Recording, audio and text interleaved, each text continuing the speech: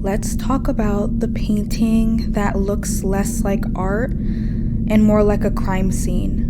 The painting entitled The Murder of the Sons of Edward IV by Ferdinand Theodor Hildebrandt isn't your typical historical painting. This is a cold case, a royal cold case. 2 young boys, sons of a king, locked in the Tower of London, and then gone. No bodies, no witnesses, just 600 years of silence and speculation. Before we dig into the murder mystery, let's meet the man who painted it.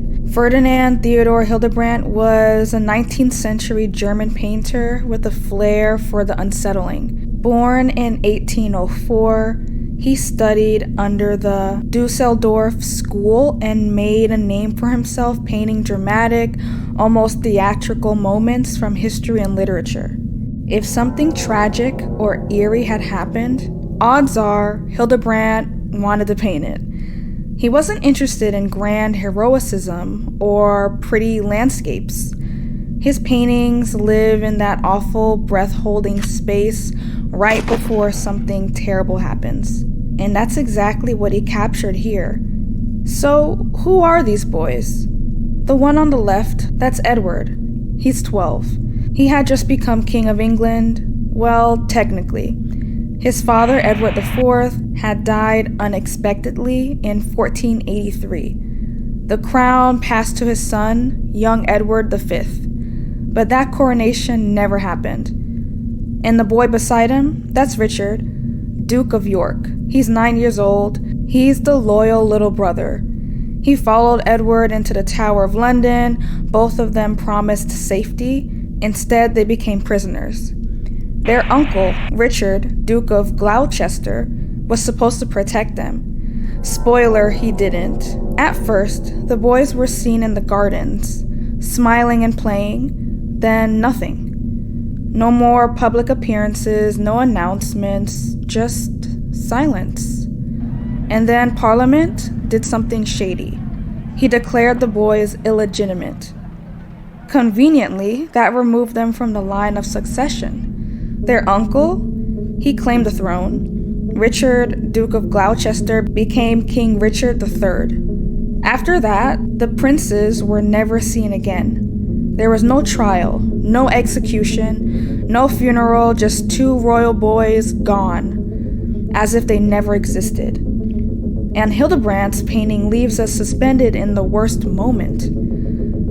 The one just before the door opens. The air is thick with dread, and there's nothing anyone can do.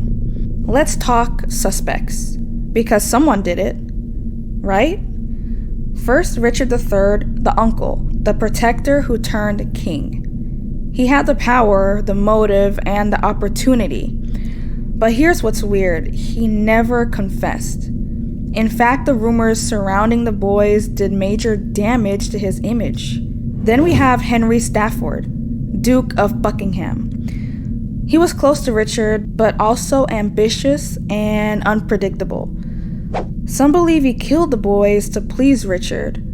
Others think he did it to clear his own path to power.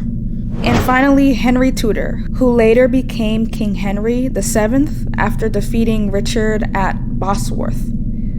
If the boys had survived, they would have been direct threats to his claim. And yet, once Henry became king, he never launched an investigation into their disappearance. There was no search, and he just moved on. And that silence and indifference says a lot, if you ask me. Now, here's where it gets stranger. In 1674, nearly 2 centuries after the boys vanished, some workmen at the Tower of London discovered a wooden box beneath the staircase.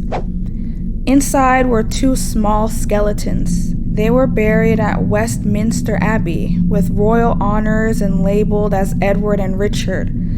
Case closed, right? Not exactly. DNA tests have never been allowed. The royal family has blocked it. No one really knows why. Maybe they fear what they'll find. Maybe they fear what they won't. But until those bones are tested, the mystery stays alive. Let's go back to the painting. What makes Hildebrandt's work so disturbing isn't what we see, it's what we don't. And by the image that we're looking at right now, it's just inferred that the two intimidating figures towering over the boys, you already know in your gut that the ending was not good. Hildebrandt doesn't give us answers, he gives us dread. A quiet, suffocating dread that lingers long after you stop looking. So what really happened to the princes in the tower? Did Richard III have them killed? Was it Buckingham? Or did Henry VII quietly tie up loose ends? No one knows for sure, and honestly, that might be the scariest part.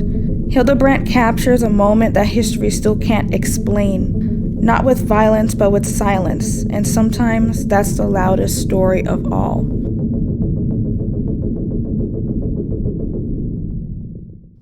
Alright guys, thank you so much for watching my video on this painting analysis. I hope you guys enjoyed it. Please comment down below if you have any painting recommendations or if you have any theories of what I spoke about. Have a great day. Bye. If you're into history, art, and unresolved royal drama, hit like, subscribe, and tell me in the comments, what do you think happened in the Tower of London? Because this cold case is still open.